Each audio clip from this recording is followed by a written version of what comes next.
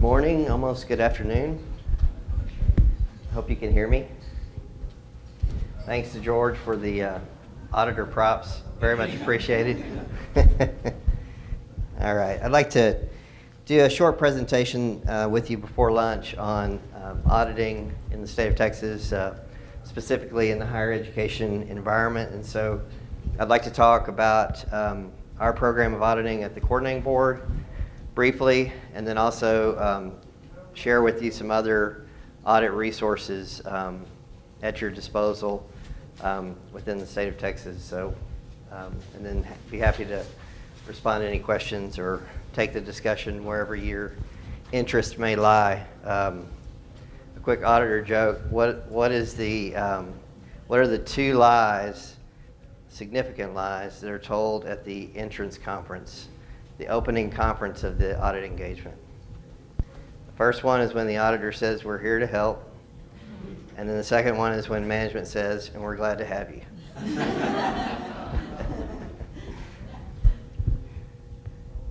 So this is just, this is our structure within the coordinating board. I report functionally to our audit committee of our governing board and administratively to our commissioner. And I have a couple of related functions that report to me. The compliance monitoring is what we call it at the coordinating board. It was created in the 83rd legislative session. That's the piece of our operation that will touch your institutions. If we haven't been to your institution yet, we most likely will be there at some point in the future, just as a matter of the risk of something not being audited over time. And the more years we don't visit your institution, it's going to rise to the top of our risk assessment. When we were created, the legislature pointed to two areas of emphasis or scope for our function. One of those areas is the funding aspect. So the funds that that the coordinating board holds in a trustee role. So financial aid related grants, academic grants, student loans, all of those areas are considered in our risk assessment, and we visit your institution or do a desk review of your institution's use of those funds to ensure that that everything is working the way it should be, that you're complying with laws and rules and regulations, ultimately to the benefit of your stakeholders, for the students, and in a stewardship capacity. The second area of our scope is the data reported by institutions of higher education. So there's a lot of discussion throughout these 2 days of the veracity of information, the 60 by 30 and your own institution's strategic plans, and all of those things are dependent upon information and the quality of that information. And so the legislature recognized this and asked our function, compliance monitoring, to take a look at the integrity of information. And particularly, one of the key areas that we're focused on is the formula funding that flows from the Capitol to institutions, public institutions of higher education. And so we're out on your campus looking at the information systems that feed into the reports that come to the coordinating board. The coordinating board, Dr. Julie Eklund, she'll be talking to you later. They take that information, they massage it, they provide it to the governor's office, the LBB, other state offices. Ultimately, decisions are made about how funds get allocated to campuses across the state. So our function is looking at where that data originated. Is it, can we rely on it? Can the state rely on it? Can your institution rely on it?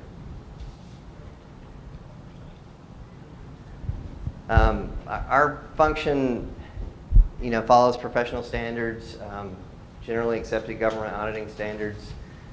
We work with our point of contact in terms of reporting and in terms of the initial notification that we're coming, all of those things are done at the CEO level. And then we typically include your board chair, gets copied on significant correspondence, so notifications, and then on the final results of our work. And so we work very hard to provide a lot of notice up front, to work with you on when we come to your institution,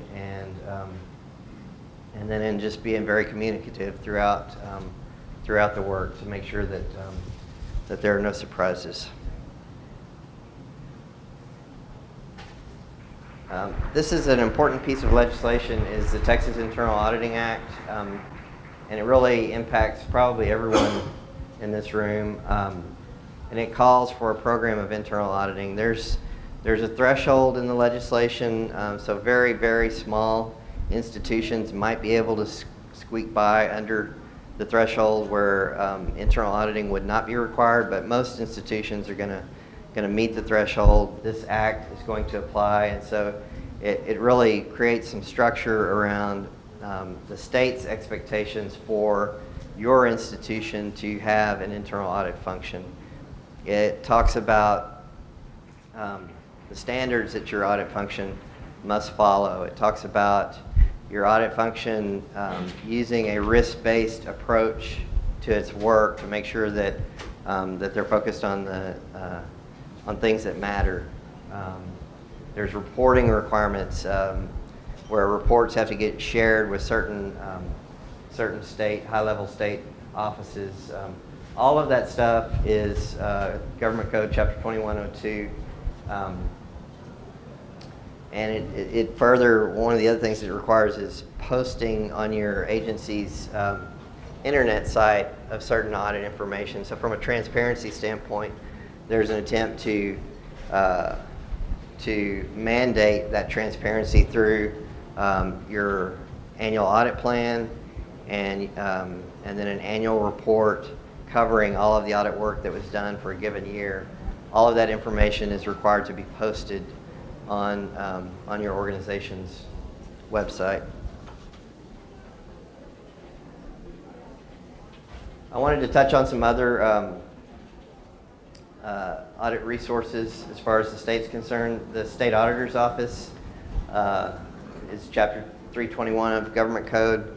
The State Auditor's Office is responsible for the state of Texas statewide financial statement opinion audit, the single audit for the state of Texas. And they also do other types of audits. They will come to your institution and do program-related work. Not as much now as what they did years ago, but they still may select your institution for some type of program review. Other external auditors, like federal auditors, obviously there was mention of the research aspect of an institution's mission, and along with that research aspect comes a certain administrative burden, and part of that administrative burden is typically some type of audit requirement or audit oversight that will come with the dollars. There's a few good. How am I doing on time? Okay. There's a few good questions. And I put a link in. I'm hoping that it's still valid. I didn't check it, but if anybody, I have my contact information on this presentation, so I'll be happy to send you any of this information if you can't get to it easily. There's one called 20 Questions Directors Should Ask About Internal Audit. This is a good document because it's really written specifically for your role at the director or oversight governance level. And I'll just read you a few of the examples of questions, and there's just a brief discussion in this document to follow each of the questions. Well, the first question is, should we have an internal audit function? And, Government Code Texas Internal Auditing Act may actually mandate that, but if it doesn't, then this question is something you can ponder. And not only should you have it, but what size should it be? How much is enough? There are audit benchmark standards out there that your chief audit executive should be able to share with you that show comparisons across the industry, particularly in the college and university environment. And you can see from a staffing standpoint, if your audit shop has 10 and and the peer average would show that maybe you should have 15 or maybe you should only have 5. So it's a good prompt for further discussions, and all of these questions are sort of designed that way. The next question: what should our internal audit function do? So, are they looking at the most important things? What are the key risks your organization faces, and along with, in alignment with your mission, where you're trying to drive, what you're trying to achieve, is audit supportive of that process through the types of engagements they're selecting, or is it really more of an administrative burden and looking at more trivial things that in the big scheme of things don't make that much difference? Relationship between the internal audit and the audit committee. Functionally, I showed you the organization chart. So that our organization chart is typical of what professional standards require, and really it's designed this way for a reason, and that's what this question is getting at, is the auditor free to interact with the board in a way that provides the board with that governance assurance and ability to probe and ask questions and have the auditor provide feedback about areas that they might otherwise not get unfettered information. And so the direct tie to the board is absolutely an essential piece of our work. So there's a whole host of other questions in here. There's another document that talks about cybersecurity and questions that governing boards should be asking about cybersecurity, audit's role in that, audit prompting the discussion at the board level to make sure that a topic that can have such a monumental impact on all of us, how is that risk being managed within your organization? So there's some good resources available. Be happy to talk to you about any of these or provide further information. Just feel free to reach out and contact me.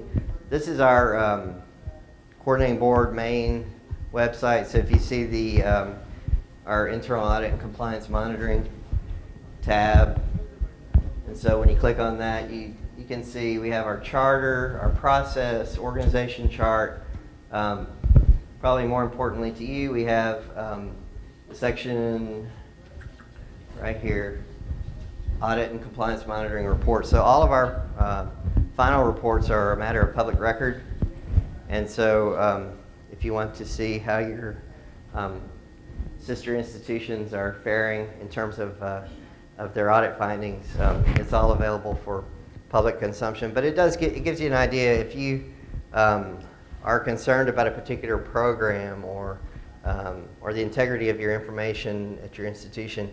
You can look at these audit reports, and they're arranged by year, so you can make sure you're looking at current stuff. It will tell you the types of risks, the types of issues that we've encountered, what corrective actions management has put in place. So it's some pretty good information. And that brings me to the end. I'll be happy to answer any questions. Is there a sort of a standard system, software, et cetera, for monitoring compliance?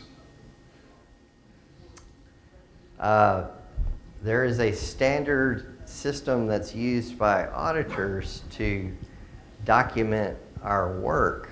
But as far as like a compliance tracking system, I think there are, and I think they're usually specific to sort of like there are research compliance systems, medical compliance systems, so it's probably going to be more specific to the type of organization rather than being just a general compliance system.